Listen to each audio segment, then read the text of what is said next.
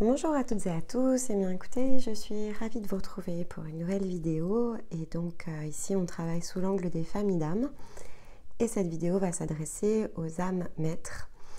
Donc une famille d'âmes qui ici oriente ses vibrations et donc dans le sens ici de votre famille reçoit effectivement des nouvelles fréquences comme un redémarrage de cycle.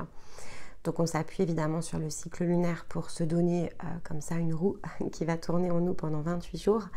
Et dans votre cas, le passage le plus favorable est celui du premier croissant. Donc c'est cette phase qui se situe juste après la nouvelle lune. On est encore en énergie de nouvelle lune en fait quand le premier croissant commence à apparaître. Il y a toujours un petit décalage entre l'énergie et ce que l'on voit en fait ici sur le plan physique.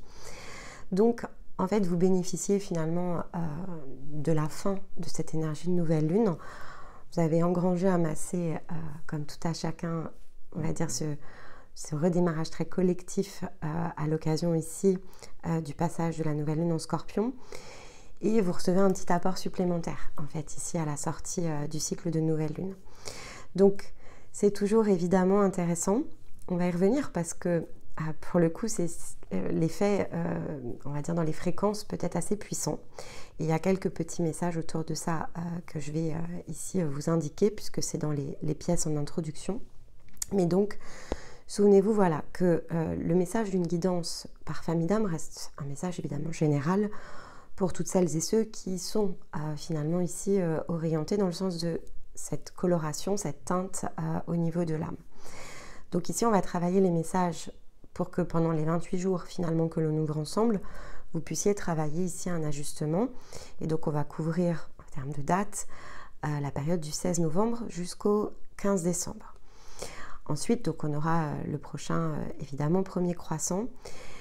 En revanche, ici, on clôture une saison au passage. Donc cette guidance, elle est quand même intéressante dans le sens ici d'une accumulation, je vais le dire comme ça. C'est comme si, voilà, tout au long de l'automne, on a comme un plan de route des informations qui viennent à nous et chaque saison ayant un objectif, chaque mois aussi, ceci dit. Donc, ce qui est important, c'est de comprendre en fait comment faire les combinaisons. Pour ça, il y a plus d'un moyen, donc il faut compléter évidemment l'écoute de ces messages avec les autres guidances, donc les mensuels. Les hebdos de Stéma viennent en renfort. Le samedi, les capsules viennent aider notamment à l'ancrage parce que on ressent des énergies et c'est pas toujours simple en fait ici de savoir comment les utiliser dans la matière. Donc c'est ce qu'on essaye ici de faire ensemble chaque samedi midi. Et comme on arrive à la fin d'un processus ici de l'automne, ce qui est intéressant, c'est de regarder les deux étapes précédentes pour relier en fait consciemment les points. Par quoi vous avez transité de façon individuelle, comment les messages finalement qui étaient énergétiques ont rayonné, résonné à partir de vos parcours de vie et boucler la boucle. Donc ça, c'est particulièrement important dans l'énergie ici du Sagittaire, notamment parce qu'elle nous propulse à l'entrée de l'hiver, qui donc va donner une autre tonalité, une autre direction collective. Et le Sagittaire est là pour nous aider à fixer des objectifs, faire état des lieux par rapport à tout ce qui s'est déroulé dans le sens évidemment de la saison, mais aussi des 4 saisons que l'on termine, avant évidemment de rentrer de nouveau dans l'hiver. Et l'hiver, c'est un monde intérieur ici qui a besoin d'être réapprofondi. On fixe comme un objectif à la sortie de l'automne. On finit une année, qu'est-ce que je désire en fait ici mettre comme intention pour, on va dire, le 1er janvier, je vais le dire comme ça. Et ensuite on déroule et l'hiver est vraiment là pour nous aider en fait à trouver les ressources, à comprendre, déployer des potentiels qui émergent ensuite dans le sens extérieur au printemps. Donc passage très important, c'est pour ça que je fais l'introduction un peu plus longue, parce que c'est quelque chose qui est clé en fait quand on travaille dans son développement personnel. Et puis évidemment, voilà, après c'est une succession, tout n'est toujours question que de cycles, mais plus vous serez conscient en fait ici des cycles, de la valeur de chacun, de la combinaison entre les cycles, et plus vous ferez des progrès en fait, et plus vous aurez des ressources, plus vous aurez des intuitions, plus vous aurez ici des capacités à activer des mécanismes de façon concrète dans le plan physique. Donc on va regarder évidemment ensemble ici ce que les messages nous disent. Donc déjà, démarrons avec le point de jonction, avec la précédente guidance. La précédente guidance, on avait parlé notamment de quelque chose qui se déploie, qui se libère, qui se relâche en fait. Donc voilà, voyez comment vous avez vécu ce mécanisme, forcément il est différent chez chacun. Des prises de conscience, la libération, c'est pas juste ressentir un poids qui se retire, c'est possible, mais ça peut être aussi des prises de conscience, des choses que l'on déboucle, des informations qui viennent à nous et que l'on comprend. Ça aussi, c'est une forme de libération. Donc la libération a toujours plus d'une forme. Donc il faut évidemment comprendre comment ça s'est mis en place dans vos énergies. Parce que là, il va falloir équilibrer. C'est pour ça que j'insiste. Ce mois-ci, on a la calcite jaune. Voilà, je vous la montre. La calcite jaune que j'ai commencé à porter puisque je l'embracerai, moi, de mon côté, depuis quelques jours maintenant. Depuis, allez, une grosse semaine. Donc calcite jaune pour vous. J'ai 2 petites breloques qui sont venues se glisser. Donc on a l'étoile polaire. Ici je vous la montre. Donc comme un flocon de neige en fait. C'est même un flocon de neige en réalité. Le cœur avec une flèche, mais c'est marqué amour quand même sur le cœur. Donc on est traversé ici de l'onde d'amour. Super chouette. Et c'est la buse qui est venue à nous en animal totem. Donc, vraiment, toutes ces pièces, on peut percevoir dedans l'équilibre comme le déséquilibre. Donc, évidemment, certains vont trouver le point d'équilibre et puis d'autres ont besoin de comprendre le point de déséquilibre. Donc, là, j'ai vraiment 2 teintes, en fait, dans vos énergies. La calcite jaune, elle vient parler d'équilibre qu'il nous faut trouver. C'est ce qu'elle vient soutenir durant ici ce mois lunaire. Elle vient vous aider dans le calme intérieur, dans finalement cet apport qui est très physique avec la calcite, comprendre finalement où se situe le point d'équilibre, le sens de l'équilibre peut-être qu'il vous faut trouver. Elle aide à ancrer un nouveau rayonnement, mais c'est vraiment comme le rayonnement du soleil, c'est quelque chose qui doit être très ancré en fait. La difficulté elle est là parce que on reçoit une nouvelle fréquence, c'est l'objectif quand on porte la calcite, c'est qu'une nouvelle fréquence est venue ici s'installer, on reçoit un nouvel apport énergétique. Ensuite, il faut trouver le moyen de le stabiliser, ce rayonnement. Parce que, autrement, alors ça peut créer une forme d'aspiration, évidemment, vers le haut. J'en ai parlé notamment ce samedi, parce que alors ça, pour le coup, c'est très collectif. On a pu l'observer. Quand, effectivement, nos fréquences sont, je vais dire, sur les premiers passages, en fait, qu'on a commencé à travailler vraiment à de la libération de gros poids, on a beaucoup d'espace. Et sur des gros passages comme ça, en fait, on va recevoir énormément ici de vibrations. Sauf que parfois, on n'a pas en fait encore les habitudes, donc on n'a pas ancré forcément toutes les pratiques, et ça peut vraiment créer, bon, c'est un peu l'objectif, hein, cet automne, c'était là pour décoller la pulpe, en fait. Donc, y en a beaucoup qui se sont fait décoller un petit peu, pas que la pulpe, du coup, qui se sont fait un petit peu aspirer par le haut. J'en parle donc samedi parce que effectivement l'image que j'ai utilisée, elle nécessite aussi ici d'être regardée pour pouvoir aider à une nouvelle forme d'ancrage, parce que ça ne concerne pas que les maîtres. Mais dans votre cas, en fait, on est à nouveau l'œil dessus. Donc il peut y avoir évidemment plus ici de décalage. Pourquoi? Parce que vous êtes aussi en capacité d'absorber plus de fréquences. Donc en fait, il y a une part de vous qui est prête à les recevoir. Maintenant, est-ce que dans l'axe, tout est prêt ici? Pas toujours, en fait. C'est ça qu'il faut finalement toujours garder dans la tête, c'est que c'est pas toujours le cas. Et ici, on vous attire un peu l'œil dessus parce que peut-être que certains d'entre vous ont besoin ici de justement bien comprendre que ces fréquences, quand vous les recevez, votre rôle en fait physiquement, c'est de les ancrer. Parce que sinon, on crée des réalités plus dans les pensées que dans les actes. Et chez les maîtres,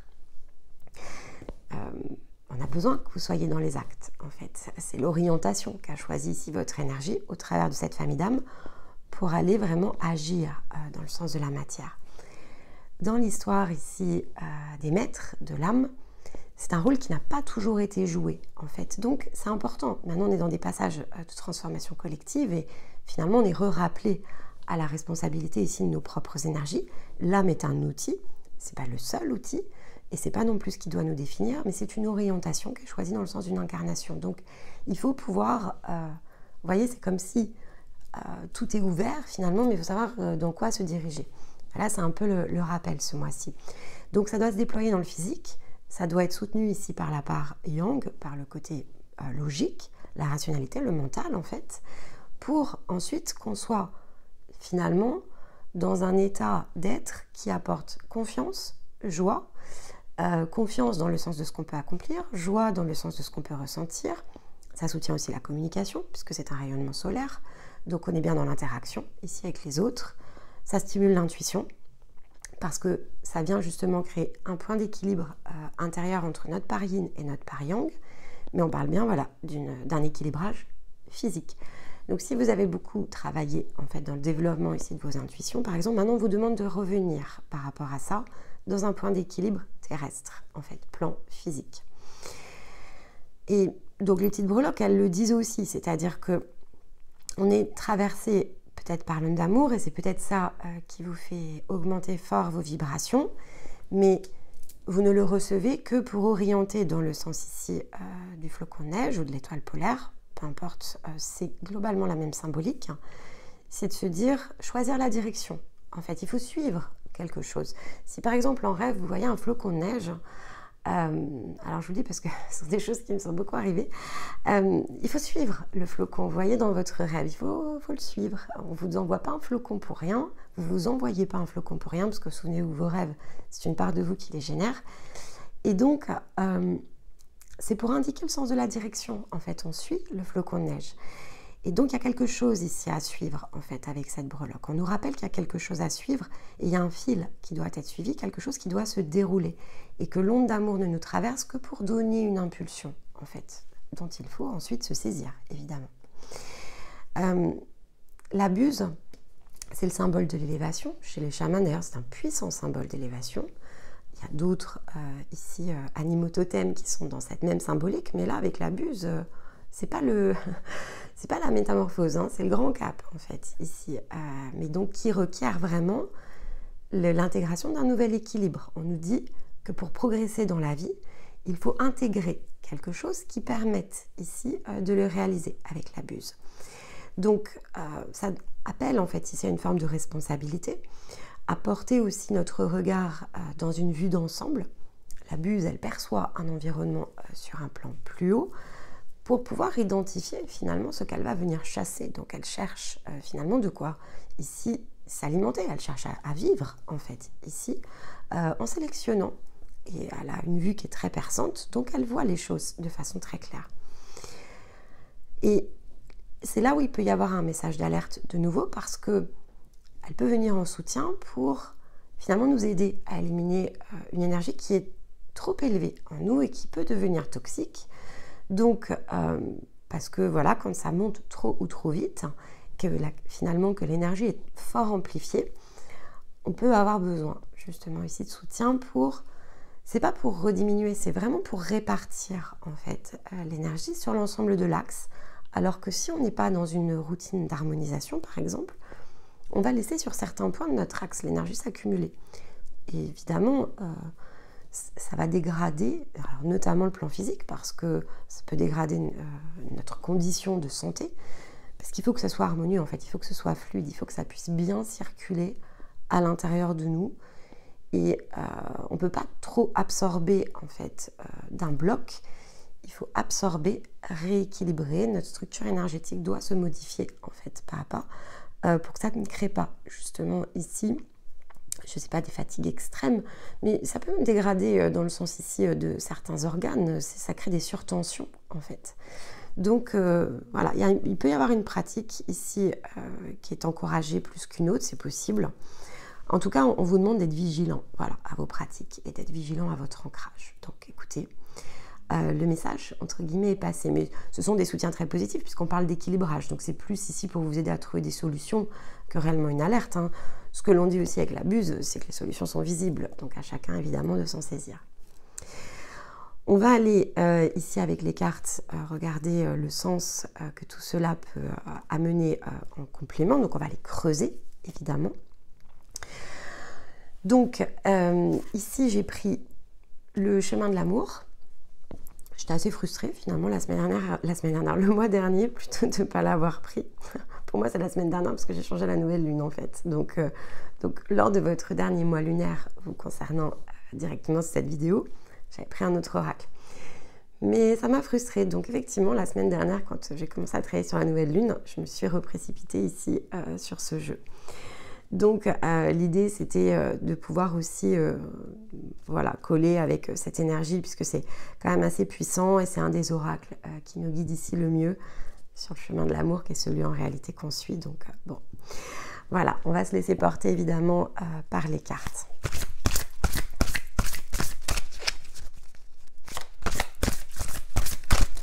Hop là, elle est là. L'humilité dévotionnelle. Alors c'est très intéressant, cette carte, je l'aime beaucoup.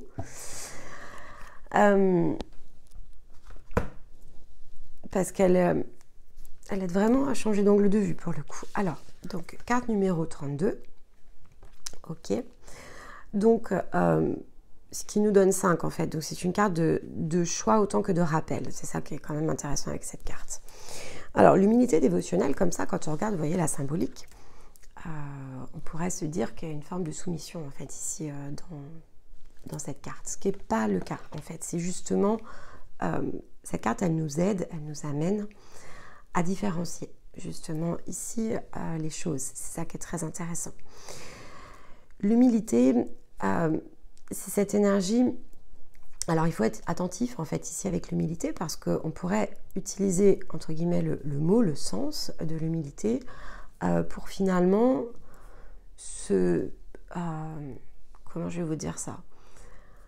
En fait, être humble, quelque part, c'est bien, et en même temps, ça crée une forme de contre-courant. Je vais le dire comme ça, parce que c'est pas simple à expliquer. Je vais vraiment faire de mon mieux, là, pour le coup. Ça se ressent plus que ça ne s'explique. Mais je vais préférer, par exemple, la modestie à l'humilité, parce que l'humilité amène quand même ici une forme plus horizontale, en fait, dans notre énergie. Il y a une idée de soumission, quand même, dans ces moments-là, parce que finalement, on se repositionne dans une place qui est plus inférieure et on pense que c'est ce qui nous aide, en fait, l'humilité. Alors qu'en fait, c'est très différent de la modestie, parce que la modestie, c'est justement de faire la part des choses et ok, on peut accepter, accueillir certains talents, certaines capacités, etc. La modestie, si on l'utilise, c'est plutôt de se souvenir que chacun, en fait, ici est très disponible à faire tout un tas de choses. Il a besoin de se découvrir, évidemment, il a besoin de faire des apprentissages, et qu'on est passé par là. Donc on n'est en rien, en fait, ici, extraordinaire. On est nous, et pour une raison qui nous appartient, bah, parfois, on va être nous plus vite que d'autres, et ça ne change rien, en fait. Ça ne fait pas de nous d'autres personnes que celles que nous sommes. En fait, on agit dans le sens d'être. Et il n'y a pas besoin ici d'autre chose. Ce qui est important, c'est que tout le monde puisse être lui-même. Quand ce sera fait, bon, il y a des choses qui changeront, évidemment. Et à côté de ça, c'est ce que nous rappelle le côté ici humilité dévotionnelle. Donc ça, c'est ce que je vous expliquais par rapport à la modestie, qui est assez différent finalement de l'humilité. Mais ce qui est important aussi, c'est de se souvenir que ce côté modestie, il est... voilà, c'est ce qui nous aide justement à petit sortir de l'ego, alors qu'au départ, quand on démarre, bien sûr qu'on pourrait se sentir un peu submergé par certaines choses. Et donc, peut-être que c'est le cas, en fait. Peut-être que pour certains d'entre vous, cette réception très puissante, en fait, finalement, vous amène à vous placer par rapport ici à vos liens d'une autre manière. Ce qui n'est pas forcément la façon la plus juste, en fait, de le faire, parce que déjà, il faut tout un temps d'apprentissage. Et donc, de tout chambouler, ce n'est pas toujours la meilleure des solutions, de se laisser aller à apprendre, d'accepter que les choses vont se faire par étapes, et probablement ici plus juste, en fait. Mais bon, en général, quand on travaille avec vous, c'est spontanément malgré tout ce que vous faites, mais peut-être pas tous pour celles et ceux qui vont regarder la vidéo, donc c'est important de le rappeler. Et ensuite, effectivement, eh bien, on se nourrit en fait les uns des autres. Donc chacun dans ses capacités, chacun dans ses talents, chacun dans son niveau de conscience, chacun dans ses fréquences, et nous n'avons pas les mêmes, évidemment. Il y a toujours, dans une relation verticale, en fait, il y a toujours, malgré tout, finalement, des inspirations qui, en réalité, nous élèvent. Et à côté de ça, il faut toujours garder l'ancrage, parce que l'humilité dévotionnelle, c'est aussi ça, c'est aussi l'ancrage. Donc, il faut trouver l'équilibre entre ce qui nous élève et l'inspiration, et ce que l'on crée. Le respect, en fait, notamment du vivant, c'est ce que nous rappelle ici cette carte. Respecter, honorer, en fait, ici, le côté organique aussi des choses est très important pour justement ici progresser au point d'équilibre.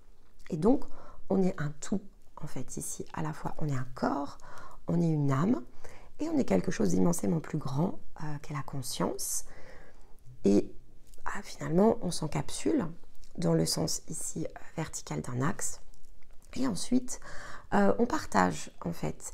Et c'est important d'être conscient de ces différents points de connexion aussi pour ne pas s'y perdre. C'est quelque chose qui est très difficile quand on accède à sa multidimensionnalité, de ne pas se perdre. Et ça, c'est un apprentissage en soi qui prend beaucoup de temps. Mais bon, il faut avoir guéri pour ça parce qu'il faut être en capacité de soi. Alors, 32, on va regarder ce que la carte nous dit de plus dans les mots-clés. Elle est très profonde cette carte, ça ne va pas être facile, j'espère que ça va savoir vous aider. Alors ici, voilà, on nous rappelle d'honorer le principe de croissance et qu'il est important de percevoir que même la plus petite fleur contient l'enseignement de la terre, l'évangile de Gaïa, le mystère de la vie qui s'expose ainsi au grand jour. Et que finalement, en tant que soi, on se doit ici de reconnaître notre place au sein de la nature. Elle sait qu'elle est soumise au mystère de la croissance de la vie en honorant la nature. Et que l'on doit prendre plaisir ici à vivre, que le cœur est disponible, car il permet à la création ici de se produire à travers elle. Elle est la sagesse féminine, vivante en chaque être, homme et femme, dont le cœur est ouvert. C'est exactement ce que je vous expliquais. Donc ici c'est ça, c'est la sagesse. Qu'est-ce que ça veut dire et quelle est en fait ici notre place? Mais souvenez-vous, voilà, comme le dit la carte, que même dans la plus petite fleur se tient toujours ici une nouvelle forme de croissance et d'apprentissage et qu'il faut honorer en fait tout ça. Il faut honorer évidemment nos intuitions, il faut honorer cette part invisible, mais il faut honorer la part visible aussi, ça c'est très important. Donc il existe en nous une sagesse innée qui comprend qu'être dévoué à la terre est une étape importante dans l'accomplissement de notre destin sur la planète et dans le sens de l'incarnation.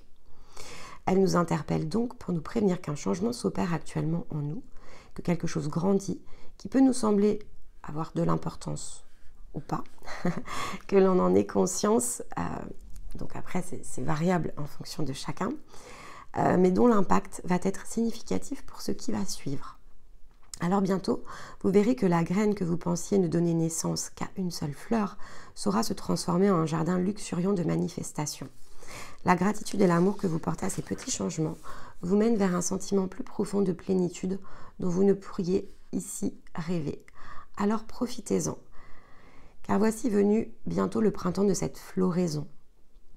On vous rappelle ici à la présence en son sein et en la terre en fait, cette disponibilité pour que vous puissiez accomplir ici votre prochain cycle. Elle vous invite donc ici à lui offrir toutes vos préoccupations, la sagesse féminine, et à la laisser continuer de vous guider doucement afin de trouver votre place légitime dans ce monde. Car c'est ainsi que vous pourrez y briller comme vous êtes, destiné ici à le faire au service de l'élévation de cette planète. Alors faites-lui confiance. Donc, bon, l'introduction était à propos, je pense, voilà, à réécouter aussi souvent que nécessaire parce que c'est difficile de ne pas tout confondre. À mesure que l'on s'élève, c'est difficile de faire un tri. C'est aussi pour ça que ça prend du temps parce qu'il faut déployer un certain nombre ici de connaissances, d'apprentissage et notamment dans la pensée. Et c'est peut-être ça, en fait, ici le plus difficile parfois parce qu'on a envie d'aller vite, en fait, on a envie de s'accomplir. Mais en fait, on ne peut pas le faire si effectivement on ne prend pas le temps de nourrir de nouvelles formes de pensée et surtout de comprendre quelle est la sienne, parce qu'on a tous quelque chose d'unique ici que l'on porte en nous et qu'il nous faut trouver, apprivoiser, comprendre pour pouvoir être déployé. Alors on a deux cartes, le pouvoir personnel et la cohérence. Ok. Alors je vais tout de suite prendre la lame du tarot. C'est intéressant parce qu'en fait, ici, on a quand même une symbolique qui est assez proche, sauf qu'il y en a une, effectivement, qui se baisse et qu'honore la Terre, et l'autre qui se déploie en haut, sachant que ce sont ici les cartes énergétiques. Donc, c'est pas antinomique. Les deux se font en fait en même temps, mais ce qui est important, c'est que chaque part en fait de nous joue son rôle. Et ici, le nôtre, c'est quand même d'être ancré. Pour que justement on puisse apporter cette cohérence. Il y a une part de nous plus haute, plus grande qui joue et qui envoie en fait ce dont on a besoin, mais ici il faut être capable de récolter pour faire.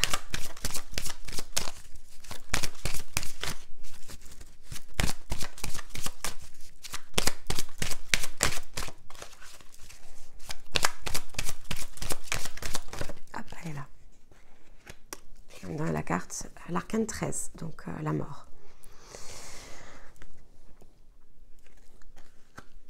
Ouais. Bon, cette cohérence à trouver, à retrouver cet équilibre aussi. Hein, la cohérence, on parle aussi d'équilibre, mais ce qui est intéressant en fait, bon, en tout cas moi ce qui me saute aux yeux sur la carte, c'est le fait que ça tourne ici à l'intérieur. Donc c'est aussi ramener, puisqu'on est fort porté ici par l'énergie féminine, c'est aussi bien penser à ramener les choses dans le concret. En fait, ici, de la matière avec la cohérence. Donc, activer la part yang, on retrouve cette notion ici d'équilibre pour amener, en fait, la transformation. Et vous voyez, ici, on a la nature, dont on parlait aussi dans cette carte. La nature, mais qui représente l'essence, en fait, dans le sens ici énergétique, et le jugement.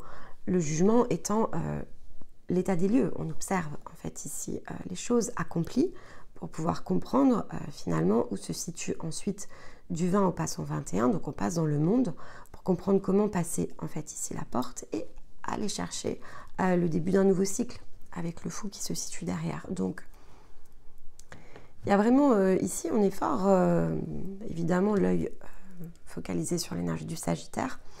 Donc il y a une vignette qui va vous accompagner ici pour l'énergie du Sagittaire, comme j'ai l'habitude maintenant de le faire avec Stéma. On vous met toujours un accompagnement des énergies ici, qu'elles soient lunaires, nouvelle lune, pleine lune, qu'elles soient ici liées à l'archétype astrologique. Donc, utilisez aussi ces modes de réflexion qui sont introduits, puisque j'ai préparé le post. Donc, voilà, je retrouve en fait ici ce que j'ai indiqué, ce que j'ai écrit est assez visible en fait dans les cartes qui sont devant moi. Donc, voyez comment ça peut évidemment venir en soutien. Alors, le défi, ici, hop, le temple. Alors, le défi se situe bien dans l'union, d'accord? L'union des parts de soi. Donc, il y a une idée ici d'équilibre à nouveau. Hop. Bon, alors on a beaucoup de cartes. D'accord.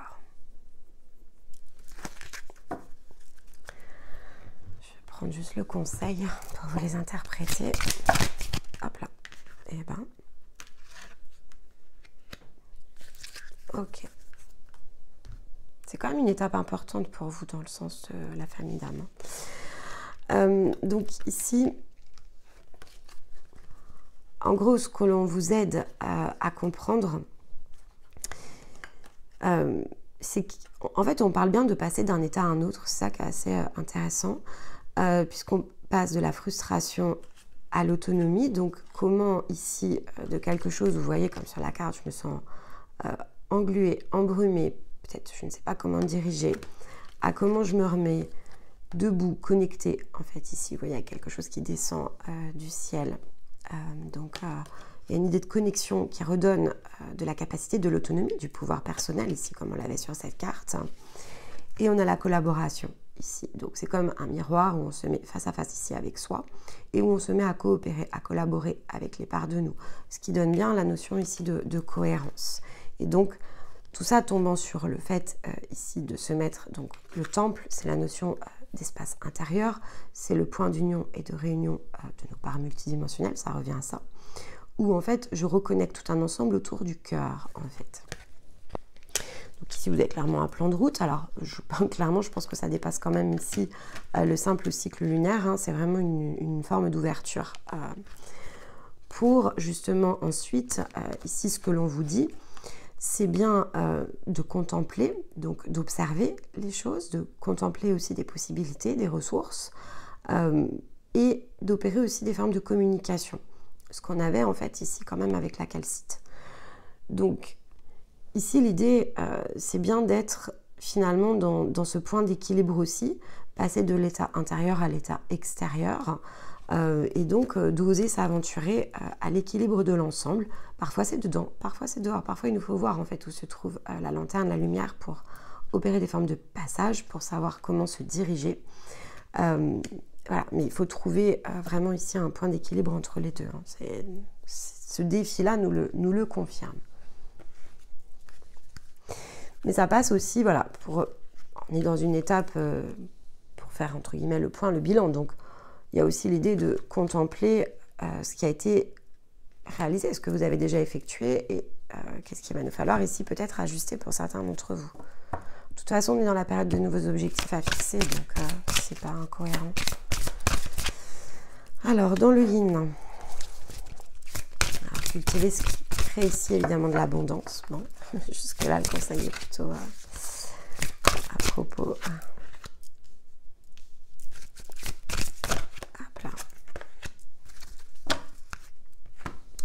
Je vais toutes les tirer.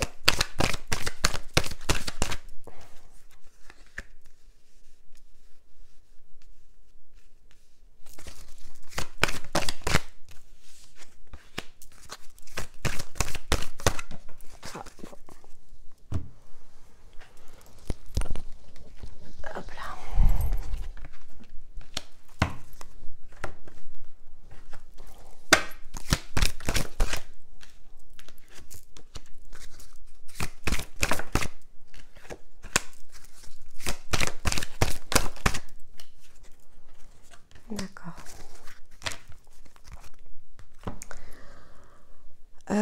Alors, dans la part yin, la part féminine, on vous dit bien ici de cultiver ces fameuses graines que l'on avait ici. Donc, on est bien à nouveau dans la notion de la graine, de voir aussi, comme l'indiquait la carte, des fois on plante une graine en fait et ça se multiplie, parce qu'il y a une notion d'abondance. De toute façon, il y a des choses ici à changer, puisqu'on a l'énergie du changement. Alors, peut-être que vous avez beaucoup vécu cette année dans des énergies de frustration, ça a pu être assez difficile, et vous n'êtes peut-être pas encore pleinement ici dans cette notion d'autonomie. Il y a des choses qui peuvent prendre du retard, en fait, dans ce que vous prévoyez par rapport à ces changements ici de faire. Et on attire votre attention sur, finalement, ce que vous choisissez, en fait, ici avec les contrats. Donc, s'il y a des choses qui vous semblent longues à faire ou que vous avez ici peut-être choisi, là c'est dans le monde intérieur, donc ça peut être très lié quand même ici à des étapes de développement personnel, on vous dit d'être attentif en fait. Et peut-être pour certains d'ailleurs de changer de méthode parce que c'est possible ici que ça ne porte pas ses fruits, en tout cas pas dans le sens de ce que vous désirez voir créer. Et il faut vraiment vous orienter dans vos choix intérieurs, quels qu'ils soient. Et donc ça peut être évidemment dans des changements sur vos axes de vie, hein, mais ce que vous essayez d'impulser peut prendre du retard parce qu'il peut y avoir une question ici d'outils. Et donc voilà, les changements vont arriver, vont venir, on vous dit bien qu'il y a une énergie de changement qui est en train de prendre place pour amener en fait ici ce mécanisme, mais que c'est peut-être plus long que ce que vous imaginiez. À vous de voir en fait ce que vous faites, c'est juste lié à ça. Et souvent, quand il y a du retard, si ce n'est pas les outils par exemple, c'est parce qu'il y a d'autres choses en fait qui se mettent en place, même si on ne le voit pas. Donc ne vous mettez pas ici dans des frustrations inutiles. Acceptez en fait ici la notion de temps qui est souvent incompressible quand même. Lorsque l'on opère des changements, il y a une notion de cycle. On ne ramène pas de la cohérence évidemment en quelques semaines. Ça prend du temps en fait de déployer tout ça. Et ce qui peut prendre du temps aussi, c'est peut-être parce qu'il manque peut-être d'action en fait dans la matière. Parce que ici, avec recommencer à neuf et l'énergie du nouveau départ, on vous dit aussi d'aller chercher les cadeaux. C'est-à-dire on vous dit d'agir dans le sens de ce qui vous emballe, de ce que vous devez vraiment créer, faire en fait. Et avec la certitude, on vous dit aussi que tout ce que vous faites va être potentiellement amener justement aussi cette abondance. Mais c'est sûr que ça va être, entre guillemets, considéré en retard si vous n'êtes pas dans l'action. Parce que là, en fait, on voit qu'il y a de l'action. Donc, il faut agir. Peu importe, en fait, le domaine de vie, ce dans quoi vous vous êtes embarqué, il faut agir, en fait. Et vous êtes dans un passage ici d'action qui est assez fort, en fait, dans le sens du Sagittaire. Il faut définir, avec le recommencer à neuf, on a la notion des 4 saisons. Définir l'objectif, aller chercher ce qui est pour vous, en fait. Planifier, en tout cas, de le faire. Parce que c'est ce qui va enclencher le reste des mécanismes. Et dans les liens, on parle du fait que en réalisant finalement ici cela, ça va amener une nouvelle forme d'abondance au niveau de, on va dire, de votre intériorité, donc le côté émotion, le féminin. Et le féminin retombe en fait ici dans les liens. Donc il y a quelque chose de neuf en fait ici qui s'ouvre avec cette porte, ce passage. Je me tourne en fait vers l'avenir, j'emprunte une nouvelle direction. Cette nouvelle direction, elle est liée ici à ce qui nous appartient. Donc en fait, on retombe à nouveau sur le pouvoir personnel. Et il y a la notion ici d'énergie féminine. Donc qu'est-ce qui vous appartient? Vos émotions, rien que vos émotions vous appartiennent.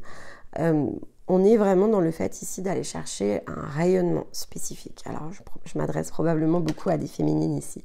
Mais donc c'est le fait d'aller chercher ici son rayonnement féminin qui effectivement doit être votre cœur de cible. En fait, c'est ce que l'on nous dit ici, d'être dans le déploiement de votre énergie féminine.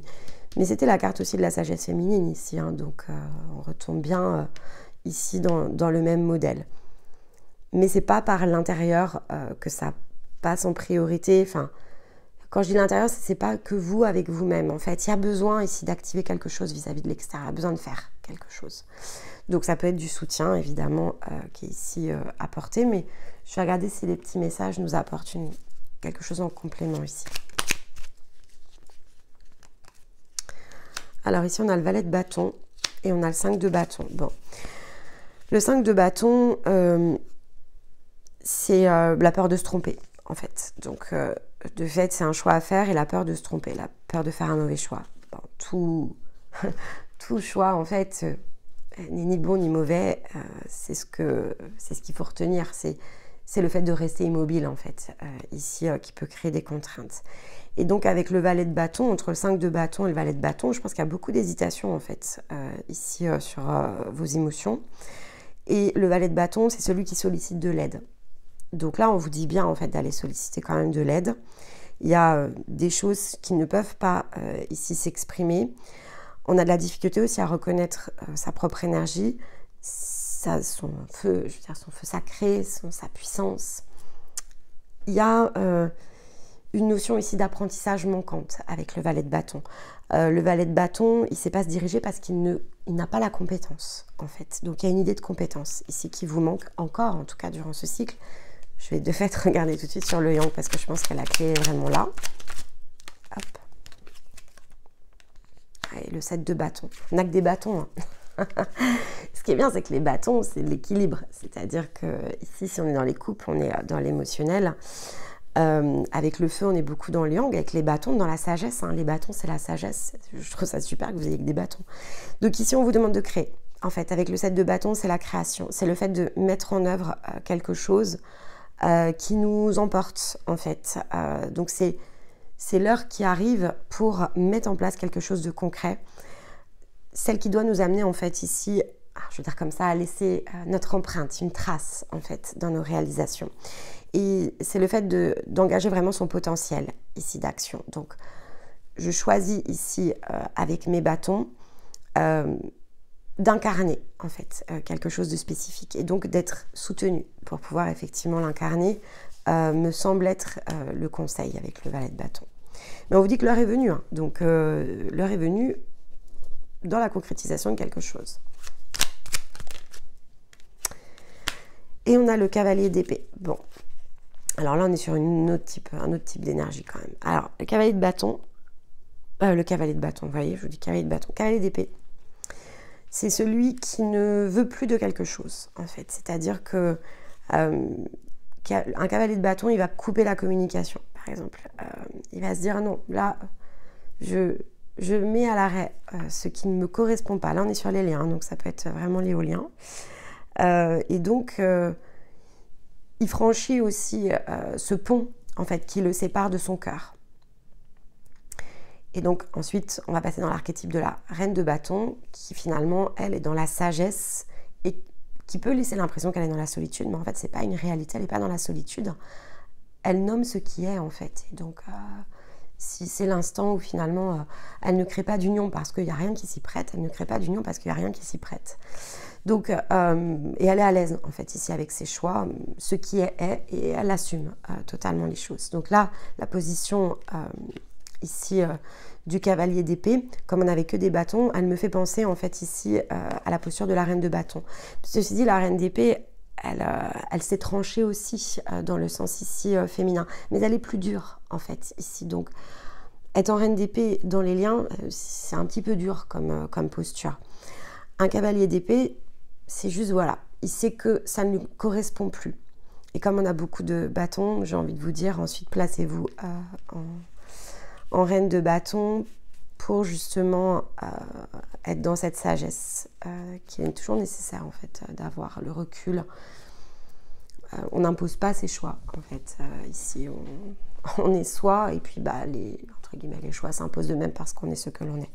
Et donc l'amour ici, avec le cavalier d'épée, nous rappelle que l'amour est au-delà de toute expression, ça c'est hyper important. Et donc il faut s'engager ici à franchir l'abîme qui nous sépare. Et s'il y a des liens en fait qui nous retiennent pour aller chercher notre énergie de cœur en fait, il faut oser finalement.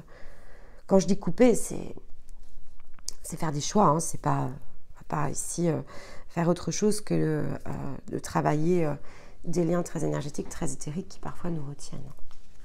Ok. Allez, un dernier conseil ici avec Murmure de la nature.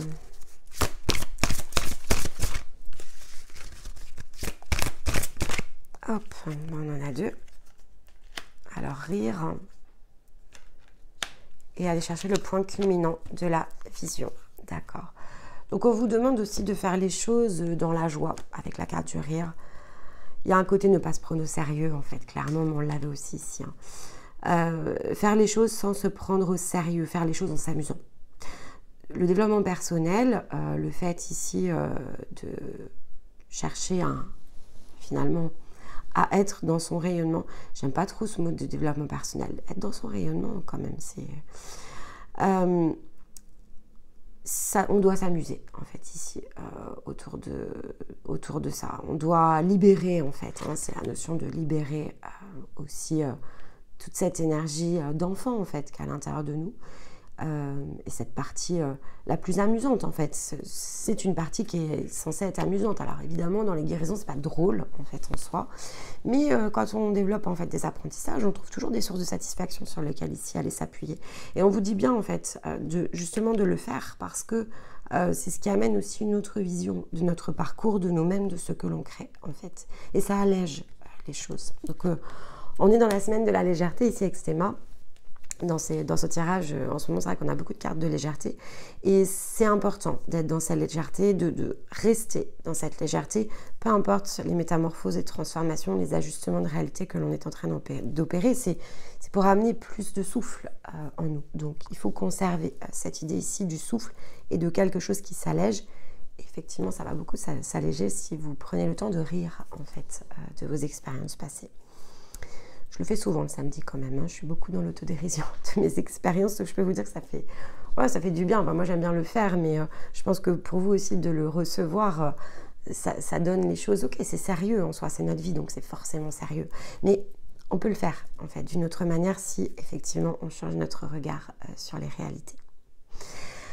Voilà les maîtres, eh bien écoutez, j'espère que ça va ici évidemment vous aider. Assez musclé quand même ici vos énergies pour ce mois, donc à réécouter aussi souvent que nécessaire. N'oubliez pas évidemment de liker la vidéo si tout cela ici vous parle et pour nous aider tout simplement aussi à dynamiser le contenu et pourquoi pas commenter. Je me ferai évidemment un plaisir ici de vous lire et de vous répondre. Je vous retrouverai mi-décembre pour la prochaine guidance par famille d'âme. D'ici là pour d'autres vidéos. Mais dans l'intervalle, je vous embrasse et je vous dis à très vite. Bye bye.